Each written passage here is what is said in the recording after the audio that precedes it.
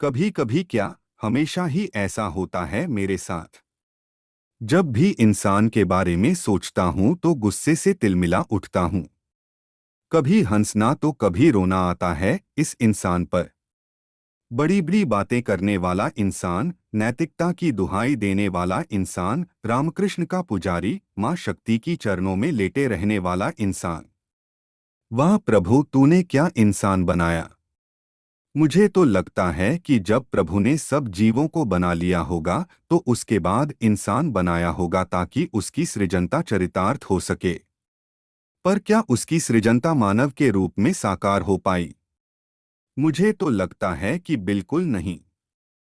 क्योंकि जब तक इस दुनिया में इंसान नहीं आया होगा तब तक सभी जीव शांति से जी रहे होंगे, और इंसान के आते ही उनकी ही क्या, भगवान की शांति भी भंग हो गई होगी। आपको लगता होगा कि मैं कौन हूँ और क्यों इतना बकबका रहा हूँ। चलिए बता ही देता हूँ, मैं भी तो इंसान ही बनकर इस जमी पर आई थी। बहुत सारे सपने थे मेरे, पर इंसान ने ही, अरे इंसान क्या, मेरे अपनों ने ही मेरे सारे सपनों में आग लगा दी, और लगा दी आग मुझे भी, क्योंकि वे तो इस कहावत में विश्वास करते थे कि ना रहेगा बांस ना बजेगी बांसुरी। जो मेरे नजरों में प्रभु की अनमोल कृति थी, वही उनके नजरों में विपत्ति। और वे लोग तो विपत्ति का समूल नाश करने में ही विश्वास रखते थे।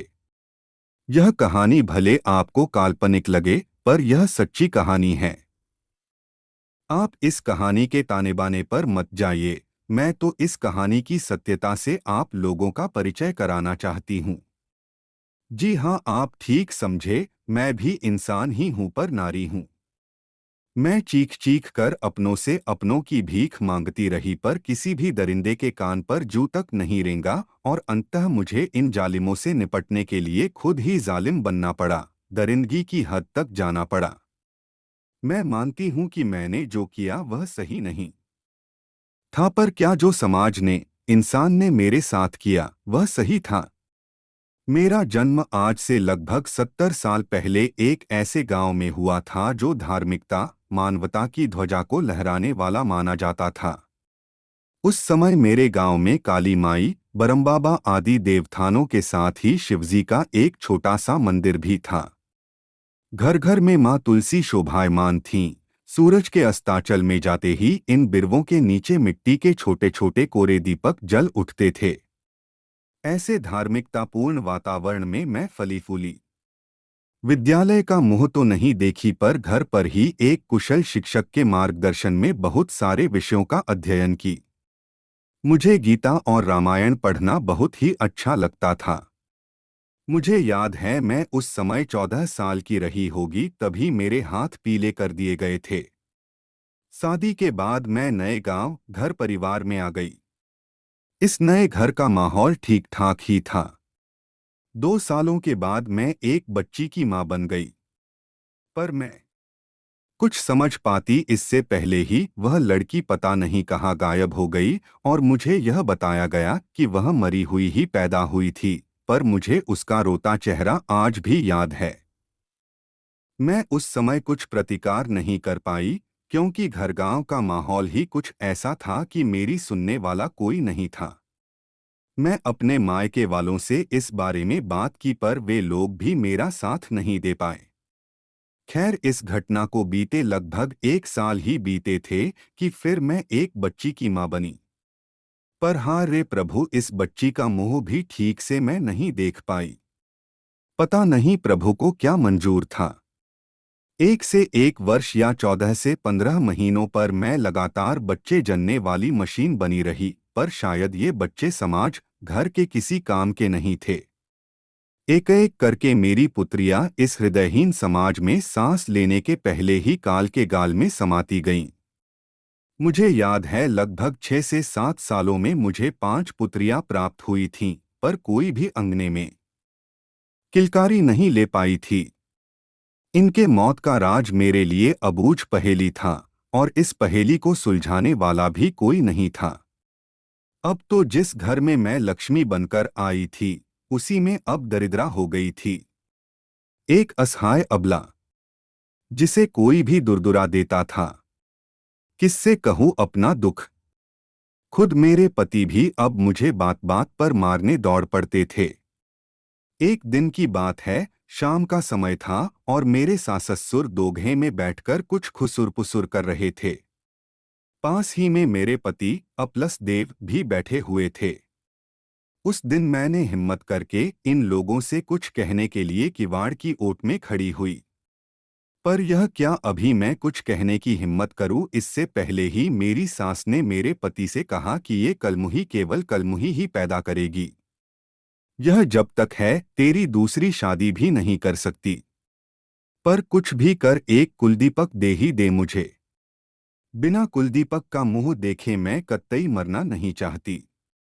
फिर अचानक मेरे पति ने कहा कि मां धीरज रख, आज ही कुछ इंतजाम कर देता हूं। मैं तो एकदम से डर गई थी क्योंकि उस समय ये मेरे अपने इंसान कम दरिंदा अधिक लग रहे थे। जिसका डर था वही हुआ। उसी रात मुझ पर मिट्टी का तेल छिड़ककर आग के हवाले कर दिया गया। मैं चाहकर भी कुछ न कर सकी, बस केवल चिखती रही, चिल्लाती रही, पर सुने कौन। अंततः मेरी यह लीला हो गई।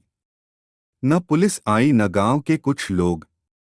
गांव के कुछ लोग भी यही कहते रहे कि मैं कुलटा थी। मेरे उस घर में आते ही उस घर की खुशियां छिन गई थीं। पर क्या ऐसा था, मुझे पता नहीं। मेरे माता पिता भाई बहन भी बस आंसू ही बहा पाए, कुछ कर नहीं पाए। मेरी आत्मा भटकती रही।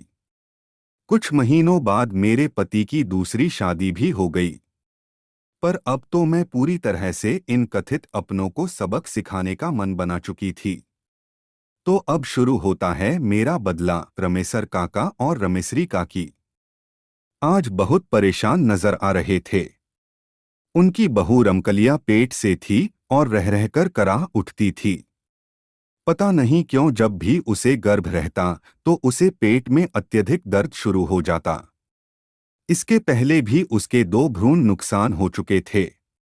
रमेसर काका का एक ही पुत्र था, बहोरन। रमकलिया उसकी तीसरी पत्नी थी। दरअसल सुनने में यह आता है कि बहोरन की पहली पत्नी से लगभग 1 साल के अंतराल पर 5 पुत्रियां पैदा हुई थीं, पर सभी मरी हुई, और जिसके चलते अंततः बहोरन की पहली पत्नी अपने ऊपर मिट्टी का तेल छिड़ककर आग लगा ली थी और सदासदा के लिए इस दुनिया का परित्याग कर दी थी। बहोरन की दूसरी बीबी से केवल 2 लड़कियां ही थी, पर पुत्र की लालसा में बहोरन के माता पिता ने बहोरन की तीसरी शादी भी कर दी थी।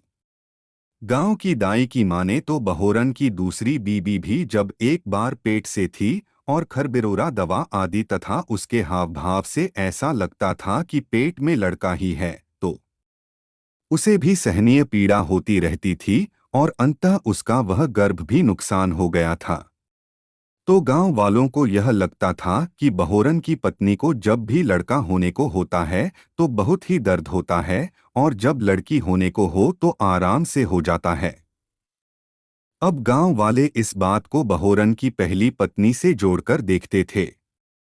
गांव में धीरे धीरे यह भी बात फैलना शुरू हो गई थी कि बहोरन की पहली पत्नी से जो भी 5 लड़कियां पैदा हुई थीं, सबके सब ठीक थीं, पर बहोरन काका और उनके घर वालों की मिलीभगत से उन मासूमों को सदा के लिए मिट्टी के नीचे दफना दिया गया था, क्योंकि वे लोग लड़का और सिर्फ लड़का चाहते थे। उन्हें कुलदीपक चाहिए था, और उस कुलदीपक के चक्कर में इन लोगों ने शक्ति स्वरूपा कन्याओं को कंस बनकर हत्या कर दी थी। इतना घोर अनर्थ और फिर भी कोई प्रतिकार नहीं। अब तो गांव वाले सदमे में रहते थे, क्योंकि पेट से होने पर गांव की कई बहुओं के साथ उल्टी पुल्टी घटनाएं घटना शुरू हो गई थीं। खैर, अब आपको रमेसर काका के घर में ले चलता हूं। रमेसर काका की बहू रमकलिया अंगने में पड़ी कराह रही है। पास में गांव की दाई और गांव की 2 से 4 बुजुर्ग महिलाएं बैठी हुई हैं। सब की सब उदास हैं। रमेसरी काकी रह रहकर रोती हैं और भुनभुनाती हैं कि उनकी पहली बहू ही यह सब कर रही है। वे अचानक घर से बाहर निकलकर रमेसर काका से कहती हैं कि बहू को किसी अच्छे अस्पताल में भर्ती करा दीजिए। रमेसर काका सहमति में सर हिलाते हैं। तभी दाई हड़बड़ाए हुए घर से बाहर निकलती है और रमेसरी काकी की ओर इशारे से कुछ कहती है। अच्छा, तो रमेसरी काकी का यह कुलदीपक भी अब इस दुनिया में आने से रह गया। एक दिन की बात है। रमेसरी काकी रात को खाट पर सोए सोए ही चिल्लाने लगीं, छोड़ छोड़ मेरा गला, छोड़ छोड़। उनकी आवाज सुनकर रमेसर काका, बहोरन आदि उनके पास आ गए। उन लोगों ने देखा कि रमेसरी काकी खुद ही अपने हाथों से कसकर अपना गला पकड़ी हैं और चिल्लाए जा रही हैं। उनकी आंखें थोड़ी सी लाल हो गई थीं और चेहरे पर हल्की सी सूजन भी आ गई थी। बहोरन ने आगे बढ़कर रमेसरी काकी के गले से उनका हाथ मजबूती से खींचकर अलग किया। फिर रमेसरी काकी को उठाकर एक दो घूंट पानी पिलाया गया। अब तो पूरे घर वालों के आंखों से नींद कोसों दूर चली गई थी। सभी सहमे हुए ही लग रहे थे, क्योंकि रमेसरी काकी रुआंसू होकर कह रही थी कि बहोरनी की पहली बहू ही थी जो उनका गला दबा रही थी। दरअसल रमेसरी काकी ने कहा कि आज शाम को जब वे गोहरौरी में से गोहरा निकाल रही थीं, तभी वहां उन्हें कोई दिखा था पर अचानक गायब हो गया था। 2 मिनट में ही ऐसा लगा कि गोरौरी में भूचाल आ गया हो और पूरी मड़ी हिलने लगी थी। मैं एकदम से डरकर सर पकड़कर बैठ गई थी। तभी एक औरताना कर्णभेदक हंसी मेरे कानों में पड़ी थी, जो बहुत ही डरावनी थी। बाद में वह हंसी आवाज में बदल गई थी और चिल्ला रही थी कि अगर मैं कलमुही थी, मेरी बेटियां कलमुही थीं, तो तू यह कैसे भूल गई कि तू भी तो किसी की बेटी है। मैं भी बेटी, तू भी बेटी, तो केवल मैं ही कलमुही क्यों? तू क्यों नहीं? तुझको कुलदीपक चाहिए ना, देती हूं मैं तुझे कुलदीपक। इतना कहने के बाद वह आवाज फिर से हंसी में बदल गई थी और मैं बस अचेत मन सहमे हुए वह आवाज सुनती रही थी। और अभी वही मेरा गला भी दबा रही थी। प्रभु तो अगम है ही, कभी कभी कुछ ऐसी घटनाएं भी घटित हो जाती हैं जो किसी अगम से कम नहीं होती। इंसान इनको चमत्कार मान लेता है या किसी गैर इंसान का कार्य, क्योंकि इसके सिवा कोई चारा भी तो नहीं बचता। रमेसर काका के साथ ही उनका पूरा परिवार तथा उनका पूरा गांव एक रहस्यमयी संभावित खतरे में जी रहा था। उनको लगता था कि कहीं कुछ तो ऐसा है जो जाने अनजाने उनका अहित कर रहा है, परेशान कर रहा है उन्हें तथा उनके पूरे गांव को। उनके ग्राम प्रधान तथा अन्य घरों के बड़े बुजुर्ग इस खतरे से पार पाने के लिए हाथ पैर मार रहे थे, पर कि समाधान नहीं निकल पा रहा था। गांव में अखंड कीर्तन से लेकर कितने सारे पूजा पाठ किए गए, पर समस्याएं जस की तस। कितने ओझा-सोखा आए, पर कि समाधान नहीं। एक दिन गांव की एक औरत सुबह सुबह अपने खेतों में गेहूं काटने गई थी।